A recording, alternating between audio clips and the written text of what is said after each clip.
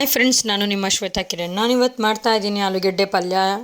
ಇದು ಬಂದು perfect combination ಬಂದು ನಿಮಗೆ ಚಪಾತಿಗೆ ತುಂಬ ಚೆನ್ನಾಗಿರುತ್ತೆ.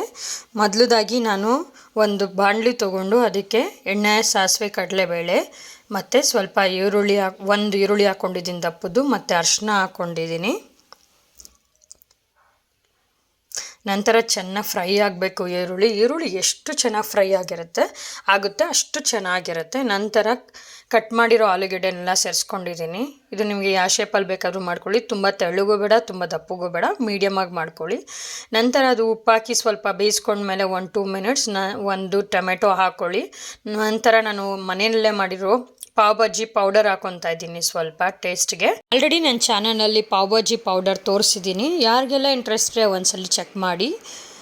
ಡಿಸ್ಕ್ರಿಪ್ಷನ್ ಬಾಕ್ಸಲ್ಲಿ ಕೊಟ್ಟಿರ್ತೀನಿ ಲಿಂಕು.